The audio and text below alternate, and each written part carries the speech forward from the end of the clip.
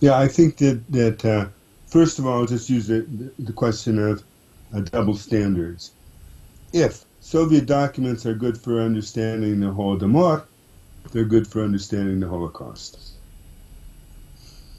And Soviet documents are used all the time now in the study of the Holodomor. Before, it used to be only oral history.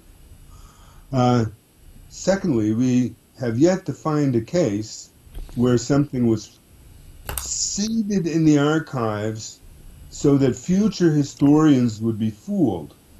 No, when Soviets often put, совершенно секретно, totally secret on their files, they did not expect to collapse.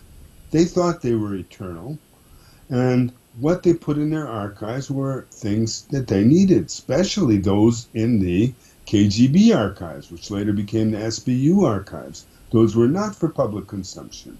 Even Soviet scholars, even the most trusted Soviet scholars, were barely ever let into these archives. So why would they be seeding them with false information?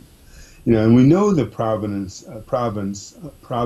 of many of these archives of the OUN documents that they captured, because they would capture OUN units and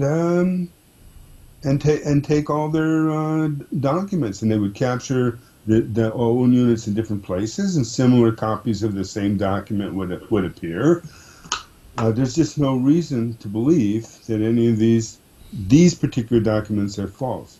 Now, there are some questions about publications which are fake or modified.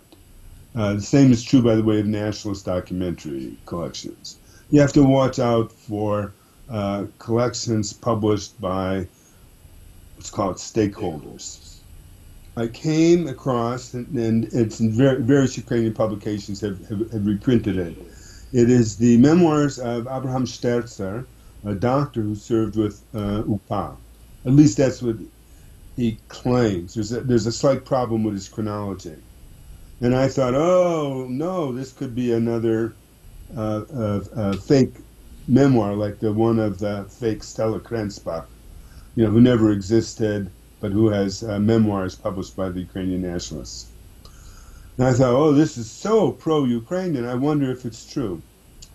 And so I actually had an acquaintance, actually a prominent Israeli journalist, Freddie Gruber, go out and research the details of the person who did the testimony.